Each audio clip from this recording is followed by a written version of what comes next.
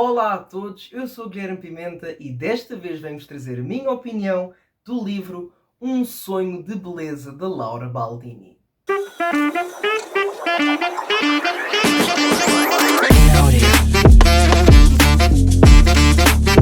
Bem, antes de mais nada, quero agradecer imenso à Alma dos Livros por me ter enviado este exemplar. Muito obrigado. Para quem não sabe, eu sou um fã desta coleção que a Alma dos Livros publica. Chama-se As Mulheres que Mudaram o Mundo. Gosto mesmo muito desta coleção. É tudo livros sobre as grandes mulheres, principalmente do século XX, que de certa forma mudaram o mundo. Esta coleção, deixem lá ver se está aqui. Desta coleção já existem estes livros que aqui estão.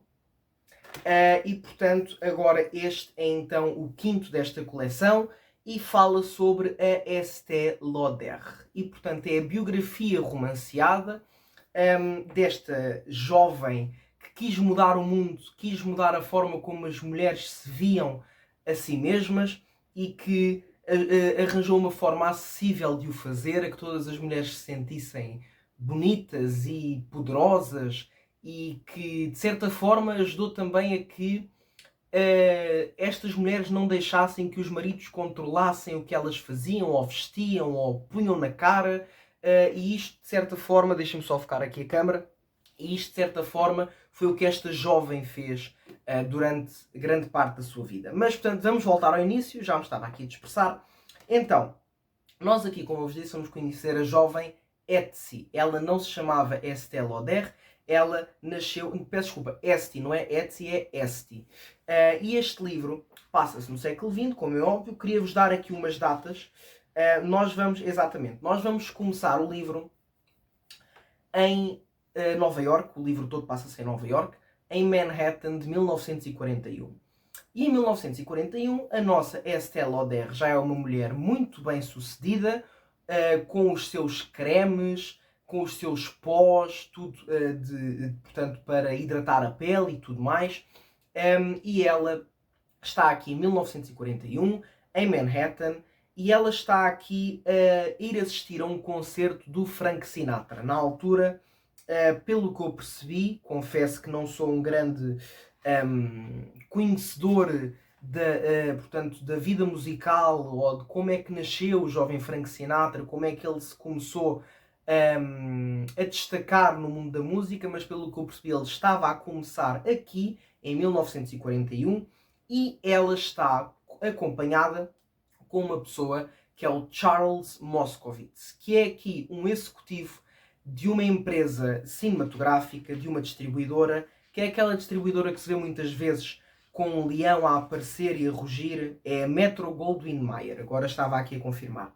E, portanto, este livro, existem muitos tempos, mas este é um a que nós voltamos sempre. Manhattan, Nova York, 1941, na primavera de 1941, em que a nossa Estée Lauder portanto, ela está aqui neste concerto e está aqui nesta saída com este senhor, e ela estava envolvida romanticamente com ele, mas ela vai se lembrando da sua vida e é aí que nós vamos conhecer a sua vida.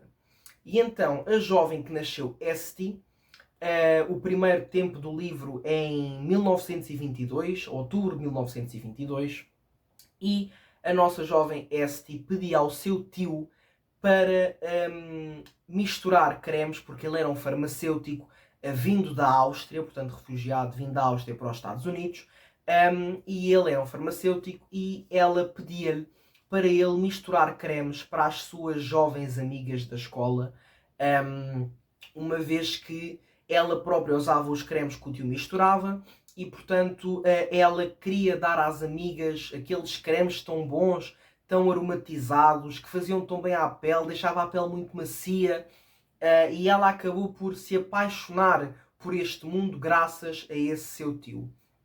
A sua mãe e o seu pai, quando ela manifestou interesse, porque depois o tio a certa altura disse que ele próprio fazia os cremes, ele misturava os cremes e fabricava os cremes, e para ela ir vender para algum sítio que achasse que eventualmente poderiam comprar, ele depois ensinou-a também a misturar os cremes, e ela acaba por ir aqui com uma amiga dela, com a jovem Bella, vai aqui para uma zona de Nova Iorque, uma zona perto da praia.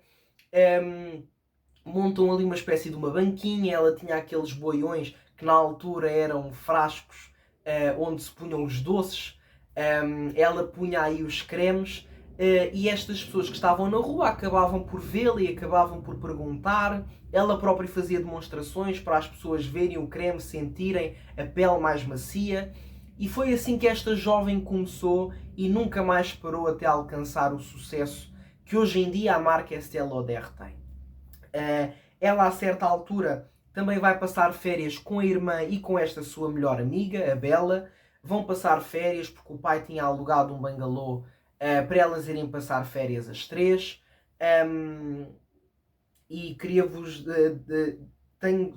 não vos queria dar spoiler, por isso é que estou aqui a folhear um bocadinho o livro. Só para ter esse... a sua irmã René, era uma pessoa que tinha uma deficiência na coluna. Aqui no final do livro é mencionada qual é a doença, mas confesso que agora não me lembro. Ela está sempre a ver-se como inválida. A própria Esty tenta sempre puxá-la para cima. Caso ainda não tenham percebido, a Esty é Estée Lauder. Esta mudança de nome vocês vão acompanhar se lerem o livro e vão perceber o porquê. E nestas férias de verão, só para concluir aqui a sinopse, nestas férias de verão, ela vai conhecer um rapaz que tinha passado por ela quando ela estava a vender os cremes em Nova Iorque, perto da praia, que é o Joe. E este Joe, eles vão logo encontrar-se e vão ter muita química um com o outro. Ele vai logo ficar atraído por ela vice-versa por ele.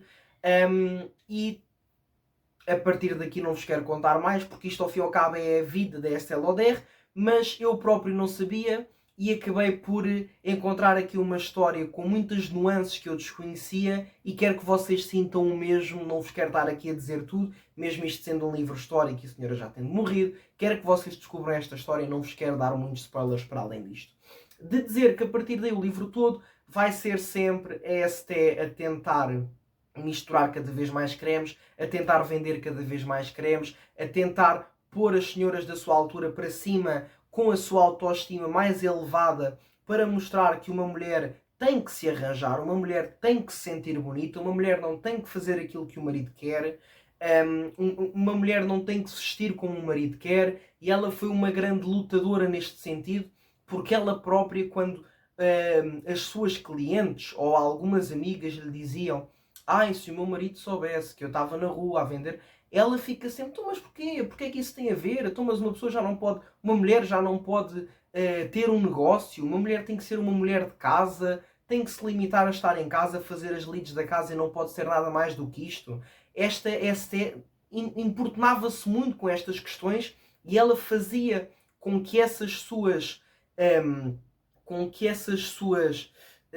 que esses seus receios, de certa forma, que ela tinha por estas mulheres, por os maridos serem muito controladores, ela acabava por transparecer isto para as pessoas que diziam isto dos maridos, e elas depois realmente começavam a dizer: realmente, tu, mas que parvoíce, tu fazes isto e fazes isto tão bem. E há muito esta causa sufragista aqui das mulheres neste livro, e eu adorei muito.